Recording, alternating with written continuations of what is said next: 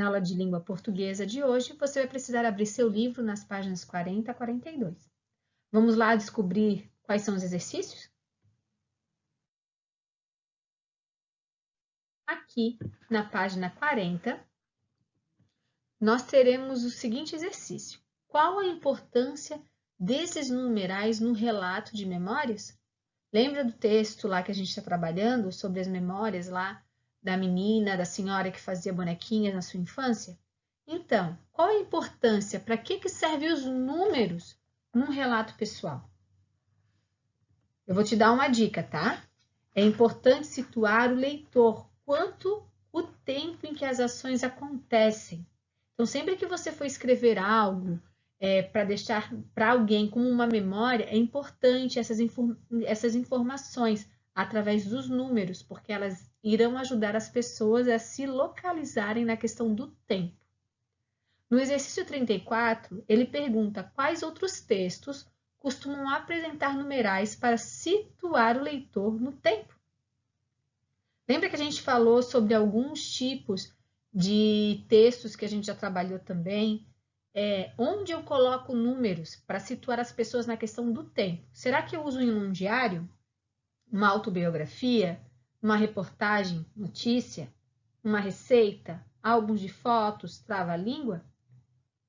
Então, você vai analisar qual deles, tá? É mais de uma resposta aqui nessa questão. E vai ali fazer um xizinho ou circular quais das alternativas a gente usa essa questão do tempo. Já aqui, no exercício 35, ele faz o seguinte. Em algumas partes do relato, você pode representar a descrição de ações para fazer bonecas de milho. Reescreva o trecho a seguir, inserindo numerais para indicar a ordem das ações, fazendo as alterações necessárias. Então, você tem esse trecho aqui, que fala, a gente colhia, ali tirava, a avó anunciata, tá? E ali ele vai dando uma sequência. O que você vai fazer? Você vai enumerar essas sequências, não dizendo assim, essa é a primeira, segunda parte, você vai reescrever o texto fazendo isso aqui. Então, a gente pode usar os números para diversas representações no texto, tanto na forma de numerais cardinais, que seria 1, 2, 3, ou em formas ordinais. Ordinal, que é isso que você vai usar nesse texto, certo? Então, você vai reescrever o trecho usando números para dizer as sequências que acontecem. Vou te dar um exemplo. Então, a primeira coisa que a gente fazia era colher as espigas. Entendeu? Pegou a dica? E assim você vai até o final desse trecho. No próximo exercício, ali no 36, fala assim, em sua opinião. Então, é uma conversa que a gente vai ter agora. O autor do texto, ao descrever essas ações, tinha o objetivo de ensinar o leitor a confeccionar uma boneca de milho? Sim ou não? A gente já conversou sobre isso, né? Ali o objetivo dela era o quê? Contar algo que aconteceu na sua infância. Mas pensa um pouquinho que na próxima aula Zoom a gente vai conversar sobre isso.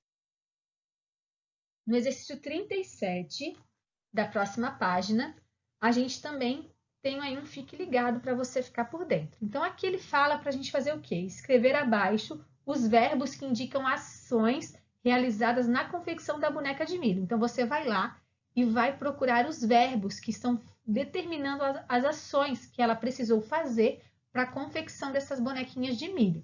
Então, vamos lembrar o que são verbos. Verbos, eles são ações, e num relato, eles estão relacionados às experiências vividas pelas pessoas. Na 38 diz assim, agora observe as ilustrações na página do site Responda. Letra A, quais as ações as imagens estão indicando? O que essas imagens lá indicam? Então, você vai ver o que cada ação está acontecendo nas imagens que tem ali e vai descrevê-las. Na letra B, qual é a relação entre as imagens e o texto da boneca de milho? Eles botaram aquelas imagens lá para se relacionarem com o texto. Então, que relação que elas têm? Já no exercício 39, você tem dois grupos, grupo 1 e 2, com frases que contém lá no relato pessoal. E a gente fez uma observação na questão do relato pessoal, que ele nunca está escrito no presente, sempre no passado. E ele quer saber qual desses grupos de verbos aparece no texto? Ficou a dica, né? E vamos relembrar um pouquinho ali. Os verbos, eles são ações, tá? Estão divididos em tempos, que pode ser presente e passado, que nós também chamamos de pretérito, ou futuro, certo? Então, fica a dica aí. Na letra B, por que o autor escolheu escrever os verbos desta maneira? Por que ele escreveu? Você observando o grupo no qual você colocou na letra A, você vai conseguir responder a letra B, identificando o porquê ele usou esse grupo. Eu já dei a dica aqui no início, hein? No exercício 40, você tem 3 palavrinhas ali, tá? Memória, história e infância. E ele quer saber quais são as características em comum dessas palavras que foram escritas.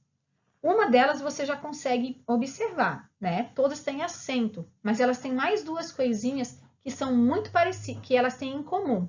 Então, você vai ter que prestar bastante atenção para identificar. Aqui na 41, você vai fazer uma frase usando a palavra memória no plural. Então, use sua criatividade, faça uma frase muito legal. Na 42, você também tem duplas de palavras, né? Tanto no singular quanto no plural. E você vai dizer, tá? Vai concluir sobre o uso da acentuação nas paroxítonas. Por que elas foram acentuadas? Eu vou te dar uma dica aqui que vai te ajudar no exercício tanto 40 quanto 42.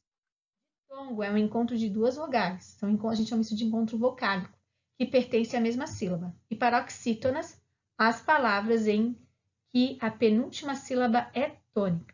Então, você vai ter que observar as palavras também na questão da sílaba tônica e no encontro vocálico. Aqui na 43, você vai fazer uma pesquisa fazendo o quê? Escreva abaixo outras palavras paroxítonas que são terminadas em ditongo. Então, a gente já viu lá na outra página, né? Na outra parte, o que era ditongo. Então, você vai procurar palavras que são paroxítonas, tá? E terminadas em ditongo. Então, bons estudos e até mais! Essa é a nossa aula de língua portuguesa de hoje. Tchau, tchau!